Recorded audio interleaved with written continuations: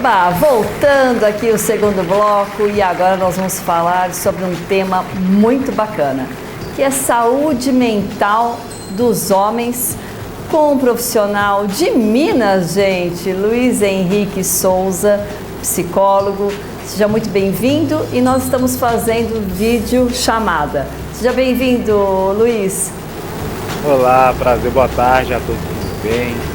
Muito obrigado pelo convite e espero que a gente possa fazer um bate-papo bem legal.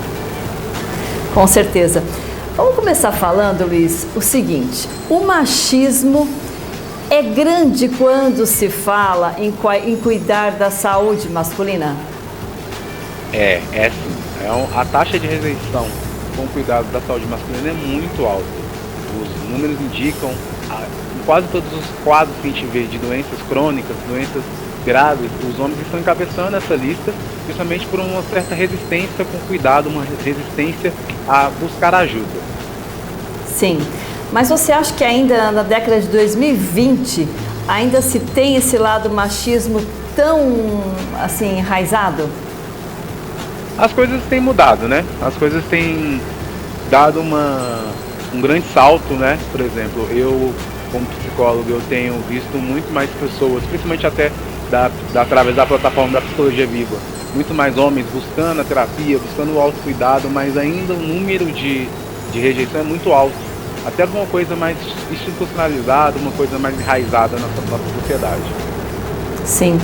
Agora fala pra gente um pouquinho o seguinte: o que é a fala da masculinidade tóxica e o que é e como ela pode lidar com esse fato? Como é que a gente pode lidar, né, no caso dos homens?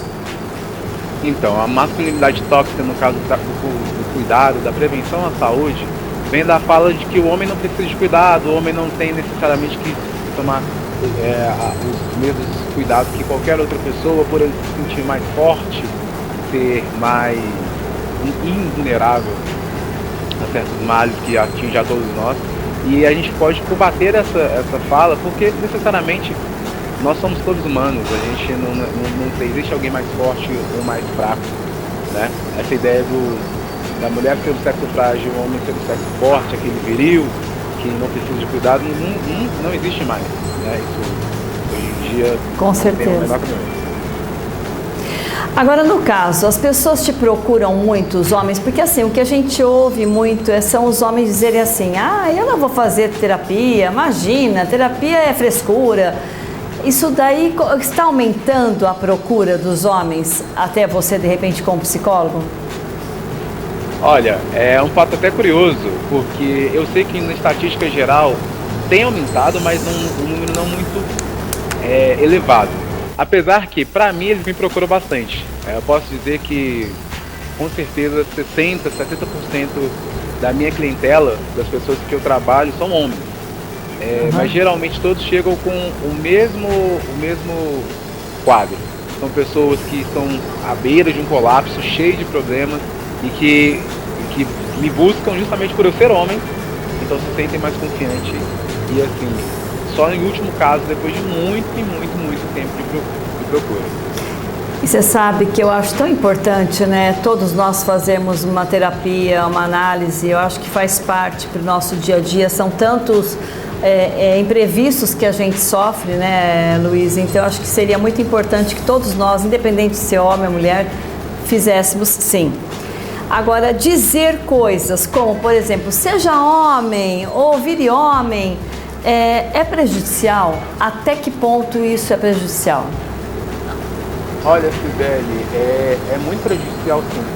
Justamente porque essas falas já vêm enraizadas com uma ideia de que o homem não pode sofrer, ele não pode demonstrar, porque a sociedade, ou alguns outros homens, titulam como fraqueza, né? Quer demonstrar sentimentos, demonstrar vulnerabilidade, pedir ajuda.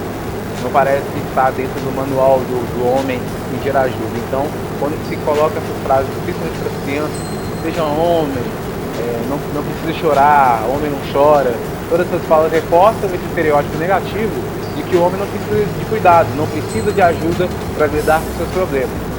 Entende? Então é muito prejudicial. E mesmo também, né, Luiz, a gente vê que as pessoas, todos nós somos seres humanos e temos emoções, sofremos também decepções, né? Alegrias, emoção. Então a gente tem que realmente botar para fora, né? Eu acredito que isso deva fazer muito mal para uma sociedade masculina, uma vez que culturalmente dizem que os homens não possam pôr para fora os seus sentimentos. Bom, é exatamente isso. Isso vai intoxicando as pessoas de dentro para fora e são refletidas em ações que muitas das vezes as pessoas não entendem por que elas fazem ou naturalizam e não buscam entender por que aquilo faz mal. E acabam enraizando que isso é da pessoa, sabe? Aquilo é daquele sujeito, aquele sujeito nasceu assim, não tem jeito, vai ser sempre assim. Isso é totalmente equivocado, isso às vezes é construído ao longo de vários e vários processos que a pessoa teve na vida e ela não tomou uma providência ou não foi incentivada a tomar uma providência a tempo. Agora, o que você diria, né, que uma sociedade, no caso masculina, pudesse mostrar para eles a importância que é da autoajuda, né? Que você olhar para o espelho e dizer, não, eu não estou legal, eu estou fora da casinha, ou então eu estou meio, assim, emocionalmente falando, eu estou abalado, que deva realmente procurar você ou um profissional da área da psicologia. Bom, o que a gente pode falar para essa parcela da sociedade, principalmente voltada para o público masculino, é que todo mundo necessita de ajuda há algum tempo. Nós somos seres que vivemos em sociedade. E uma sociedade não é feita por um indivíduo. Então, em nenhum momento na nossa vida, a gente está sozinho ou faz alguma coisa sozinho. A gente sempre precisa do outro. E para tratar das nossas emoções, a gente também precisa do outro. E nessas horas o profissional é a pessoa mais indicada, porque ele vai trabalhar em cima daquilo que você deseja e não daquilo que ele acha, não daquilo que foi ensinado para ele como certo. Não, ele vai trabalhar em cima do que você deseja, que é aquilo que vocês vão construindo dentro do consultório. Você acha, Luiz, que agora, por questão desse momento que nós estamos vivenciando há quase 2 anos, né, a pandemia, você acredita que aumentou o número de procura dos homens para você, ou na área psicológica no geral? Pois bem, como eu já tinha dito, ainda que lentamente o quadro vem subindo, porque, no modo geral, isso também engloba os homens, vem subindo o número da procura. É também muito comum a desistência no meio do processo, porque ainda é uma ideia que já apresenta uma resistência desde o início, então não é algo que vem com bons olhos, vem sempre com uma desconfiança. Para mim, tem aumentado um pouco a procura, mas eu não posso dizer exatamente com números corretos, tem aumentado, mas ainda assim uma margem muito menor do que era o ideal. Sim. Muitos homens podem recorrer a drogas, álcool ou até pornografia para se desprender fisicamente, né? E emocionalmente da realidade. Nesses casos, o tratamento ou internação forçado é uma opção? Pois bem, esse assunto é bem delicado, né? Dentro da Psicologia Viva, da plataforma, dentro do meu consultório, eu presencio muitos casos de pessoas que fazem esse relato, às vezes não de todas essas substâncias ou de tudo que você mencionou, mas de alguma dessas questões. E o internamento forçado nunca é a melhor saída.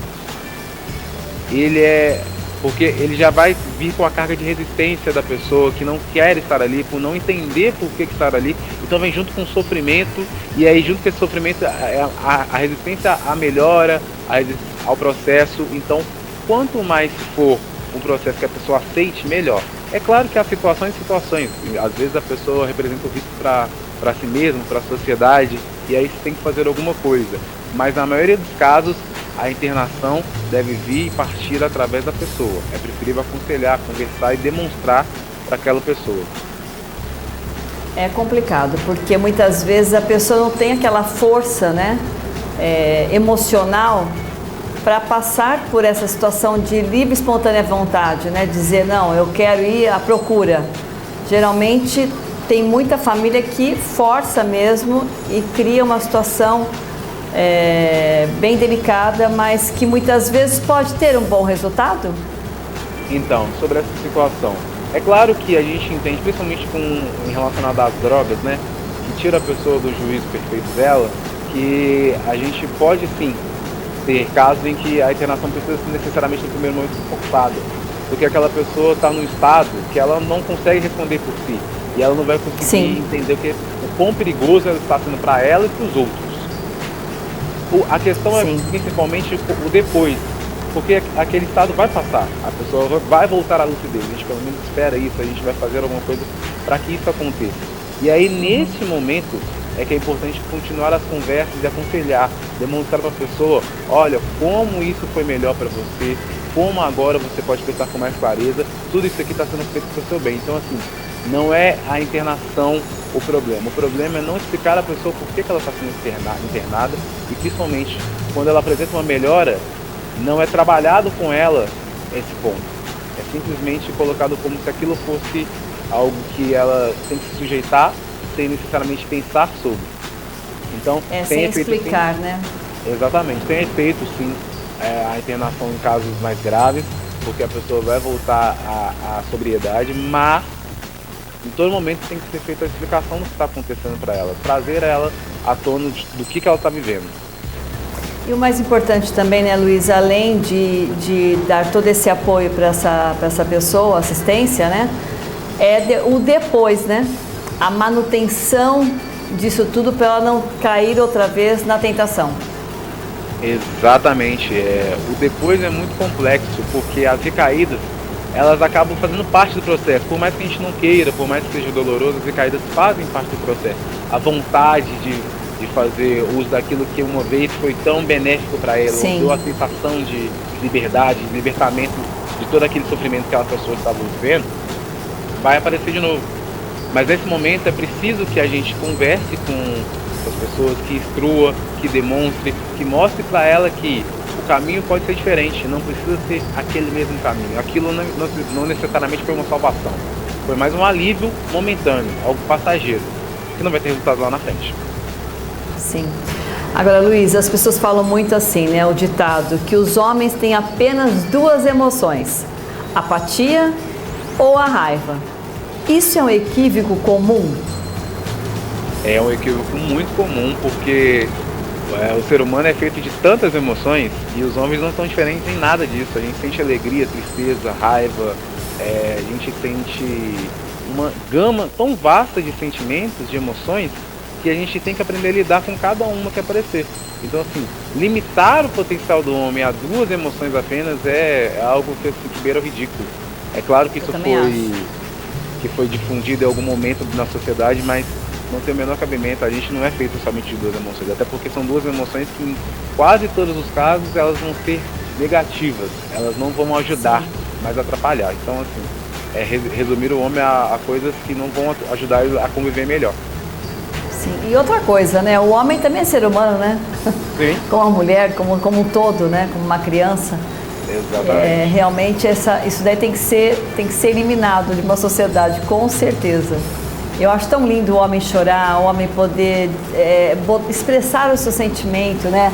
Dizer eu te amo. Quantas vezes, né, Luiz, as pessoas estão até namorando e a pessoa é tão assim acanhada ou então mais reservado por conta mesmo da própria criação, educação que teve, às vezes muitas vezes enérgica, né, desse tal do não pode, não pode, não pode. E muitas vezes isso é tão prejudicial até para uma carreira dessa pessoa, né? O que você pode falar isso pra gente? Pois é, justamente assim. Tanto a emoção, as emoções, elas vão arrumar mecanismos para se manifestar. Assim, quando a gente está feliz, a gente sorri, a gente quando está triste, a gente vai querer chorar. Assim. E isso não tem nada de errado. É o nosso mecanismo agindo de uma forma para demonstrar aquilo que ele está passando. Então isso faz todo sentido isso acontecer. Tanto é que muitas vezes a gente chora e se alivia, sim. Tem um alívio, porque isso é um mecanismo para extravasar aquela emoção que está aflorada dentro da gente. Então, o homem, como qualquer ser humano que teve esse mecanismo perfeito, elaborado, tem que se expressar. Ele necessita se expressar. É claro que é imposto muitas vezes que se expressar na frente dos outros, principalmente, é algo ruim. Às vezes a gente é introjetado a não se expressar nem quando os outros não estão presentes.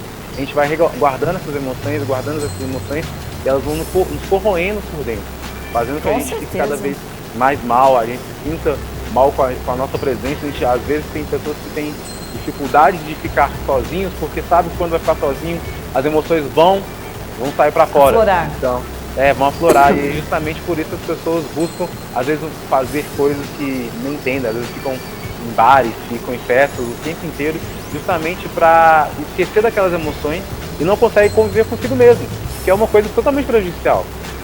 Verdade. E é uma fuga, né? Que acaba sendo uma fuga, né, Luiz?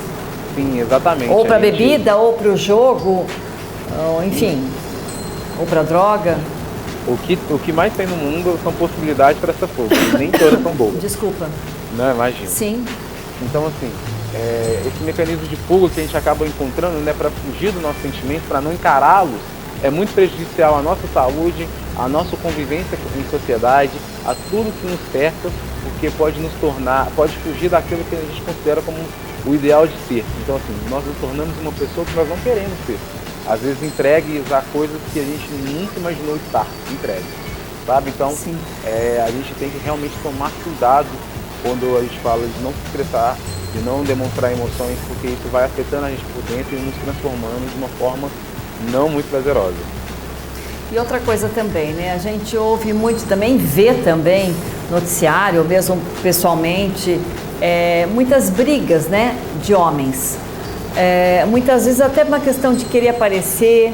Não tem aqueles homens que chegam em algum lugar, que sempre gosta mesmo de ser o bacana, o diferencial, mas no sentido, entre aspas, de uma forma tão ruim, tão benéfica, né? Aliás, tão maléfica, de querer sempre ser briguento. Porque isso fez parte também de uma sociedade nossa também, da parte machista, do homem ser dessa forma, né? Como é que você pode encarar e dizer pra gente também, para uma sociedade, o seu ponto de vista? Bom, no meu ponto de vista, olha só, o primeiro ponto é aquela mesma, vamos voltar ao que você falou, que é justamente sobre o homem mostrar apatia e raiva, né? Então, assim, como ele só pode demonstrar duas emoções, quando ele tem essas emoções, ele não tem vergonha de demonstrar e às vezes até exalta essas emoções, porque aquilo que foi cultivado como, olha, positivo. O homem tem que ser bravo, o homem tem que ser alguém que nervoso quando precisa ser, então o homem ele acaba se tornando territorialista, ele precisa demonstrar que ele está ali, ele tem que impor sua presença através de algum jeito e como ele não sabe lidar com as emoções, ele acaba apelando para aquilo que é permitido, que é a raiva. Então por isso a gente vê tantos casos de homens que brigam entre si, quase como uma disputa por território, né? Como Sim, no reino animal. É ridículo. E essa situação, ela é deplorável para aquelas pessoas e para quem está em volta, justamente porque isso vai causando naquelas pessoas um mal-estar sem precedentes. Então, assim, quando ela percebe, ela já está à beira de um colapso, não conseguindo conviver em um local com outras pessoas de uma forma civilizada. Aliás, né, Luiz, as pessoas vão até perdendo amizades, né? Vão perdendo de amigos, as famílias vão também se afastando. Quantas vezes você fala, eu vou fazer uma festa, né? Ah, vou chamar fulano, ciclano. Ai, não. Ciclano não. Não tem isso. Porque ele vai ser o que vai fazer barraco na festa. Quer dizer, realmente a pessoa se torna até, perante uma sociedade, perante uma família, até mais isolado, né? Exatamente. As pessoas acabam perdendo até, às vezes, a vida, né? Sim. Quantas discussões a gente vê de trânsito que acabam em mortes, em estádios de futebol. Então, assim, é um perigo que eles se colocam e colocam os outros. Eles acabam afetando demais as próprias relações, né? E isso é popularmente aceitável, né? Porque o descontrole emocional que faz a raiva dominar de uma tal maneira que as pessoas não conseguem fazer nada quando o sentimento vem, a não ser deixar o sentimento dominar e fazer as ações que o sentimento manda. Então, assim, não lidar com as emoções também é não saber como reagir quando elas vêm em uma intensidade muito grande, sabe? Como, por exemplo, fala a raiva. Um pouquinho pra gente, Luiz, em cima disso. Saber administrar as nossas emoções, né? Muitas vezes a gente se vê, de repente, isso no âmbito geral, né? Não só dos homens, mas como um recado mesmo para você passar para a gente estar quase terminando a nossa entrevista. Como é que faz para a gente poder manter este equilíbrio emocional, seja para um problema mais sério de uma perda, de uma morte, ou mesmo também para uma ganhei na loteria, sei lá, sabe, esses extremos? Sim.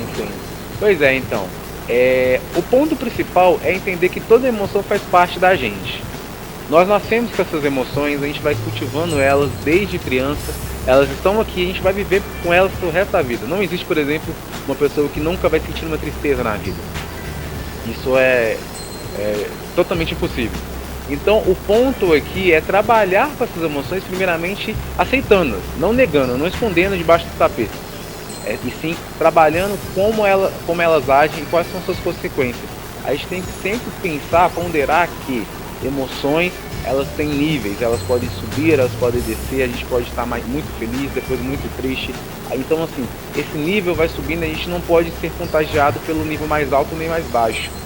A gente tem que buscar uma estabilidade emocional, que é trabalhar nossas emoções, falar das nossas emoções, colocá-las para fora, principalmente, se possível, fazer uma terapia, buscar, hoje em dia tem tantas formas, né? Tem a presencial, assim como eu atendo pela Psicologia Vivo presencial e online, a gente tem tantas formas e tantos lugares que a gente pode acessar para falar das nossas emoções e buscar um profissional para buscar entendê-las, né? Porque são complexas. As emoções são coisas complexas, então a gente tem que entendê-las para poder aí sim controlá-las melhor. E aí só você depois acredita? Pode falar. Desculpa. Imagina. Você acredita que, por exemplo, a gente carrega no ventre da mãe, quando a gente está ali gerando uma criança, e aí você tem este filho, você carrega dentro do ventre, vamos supor, eu vou gerar você. E de repente eu tive uma depressão profunda, eu tive uma gravidez triste, uma gravidez preocupante, e de repente nasce o Luiz. O Luiz, ele pode, no decorrer da vida dele, por questão desta gravidez da mãe, levar para si também muitos traumas? Então, a situação assim, existem algumas pessoas que têm uma crença relacionada a isso, outras que já são mais céticas em relação a herdar essas emoções do ventre, né? A gente sabe que a placenta, né, a relação mãe e filha é muito poderosa, então é impossível a gente descartar totalmente essas possibilidades. Mas eu acredito que, no meu ponto de vista, o principal é justamente o depois do nascimento, porque para carregar aquilo para a vida toda, ela tem que ser cultivada. Então, assim, vamos colocar o exemplo de uma mãe que tem depressão e que tem uma criança. Essa mãe, se ela não cuidar dessa depressão, ela vai passar alguns traços para a criança, principalmente no comportamento, nas memórias afetivas dessa criança. Então, assim, ela vai conviver com a depressão desde sempre. Então, pode ser sim que ela tenha resquícios dessa emoção por conta da mãe, mas eu não posso te dizer com certeza. Mas o que eu posso te dizer é que, com o decorrer do tempo, quando essa criança nasce, com o cotidiano, com a convivência, a pessoa vai experimentando a depressão ou outros sentimentos que os pais carregam. Isso vai afetando elas de uma forma muito intensa. Que tem que ser tomado providências desde sempre, desde cedo. Sim. Agora, o que eu acho bacana também, né, Luiz, muitas vezes você está dentro de uma família onde, de repente, você tem um pai muito rigoroso, ou um pai muito áspero, ríspido, enérgico, e, de repente, você pode, amanhã, ter a sua família e não seguir o exemplo do pai também. Isso é comum perante o lado psicológico? É comum. E é importante trabalhar a terapia por isso. A gente trabalha muito na terapia essa questão, porque é comum também o outro lado. Você acaba reproduzindo aquilo que você teve quando criança, às vezes sem perceber. Você teve uma criação mais fechada, uma criação mais distante do carinho, do afeto, de lidar com as emoções, e você naturaliza aquilo como normal. Então, por exemplo, para nós homens, a gente às vezes naturaliza que ser pai é ser durão, é ser impositivo, autoritário, porque a gente teve esse modelo. E aí, quando a gente trabalha, às vezes a gente trabalha na terapia, é justamente isso, de que você deseja isso, você quer ter essa relação. Foi bom para você ter essa relação? Se não foi bom para você, por que você quer perpetuar essa relação para o seu filho? E aí a gente vai trabalhando junto com a pessoa para saber se é o desejo dela, se é a vontade dela, ou se é só uma coisa, só um comportamento que ela reproduz sem pensar a respeito. Bem interessante, hein? Legal você trabalhar esse lado também, o lado avesso, né? fazer ela enxergar até que ponto, e que eu acredito até que a pessoa tem até dificuldade, né, Luiz, de poder ter essa mudança, de virar a chavinha, né?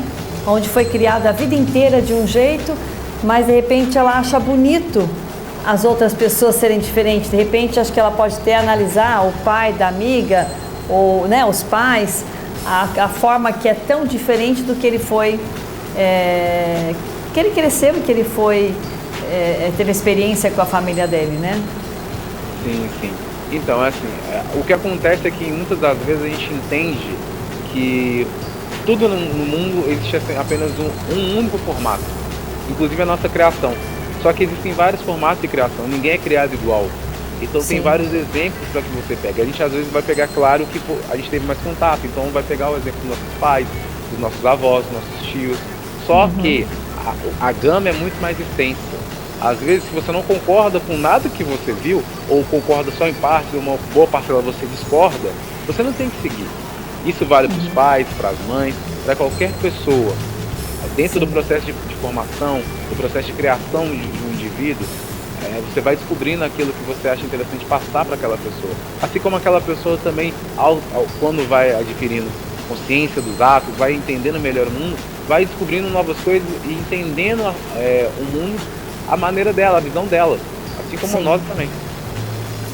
Agora, Luiz, fala um pouquinho, só para a gente finalizar, agora a gente está mesmo quase finalizando, faltam 2 minutinhos, o que você poderia deixar de legado, assim, que você acha que é interessante para todos os homens, agora que nós estamos já em novembro, né, Novembro Azul, em relação a fazer exames, a se cuidarem? Fala um pouquinho sobre isso para a gente poder finalizar. Bom, o que eu posso deixar de legado para todos os homens é que o mundo evoluiu e aquele pensamento que às vezes a gente tinha antes de que o homem não precisa de cuidado, ele talvez não caiba mais na sociedade, talvez nunca coube, mas a gente foi introjetado na gente que aquilo era o certo. Então às vezes é importante experimentar cuidar de si, experimentar dar atenção a si, experimentar dar ouvido àquilo que outras pessoas estão dizendo, porque o beneficiado vai ser sempre a pessoa que se cuida. Quem se cuida, quem dá atenção ao que o corpo emana, sempre está de bem possível, porque ele entende muito melhor o que ele quer. Com certeza. Luiz, eu amei o seu bate-papo, as suas explicações. Sejam sempre muito bem-vindos aqui pelo programa da Cibele Atala. E foi um prazer ter te conhecido, viu? E um beijo grande pro pessoal de Minas Gerais. Eu tô com saudade daquele pãozinho de queijo, viu? Pãozinho de queijo. Daqui a pouco eu vou comer um também. Bom, muito obrigado pelo convite, tá? Foi uma honra conversar, foi um prazer fazer esse bate-papo. Espero ter ajudado com as explicações, com as informações. E sempre que puder, eu vou estar voltando e agradeço demais o convite mais uma vez. Muito obrigada, Luiz. Gente, nós vamos para um rápido intervalo e vamos voltar com aquele papo delicioso que é o nosso guarda-roupa inteligente. Não sai daí.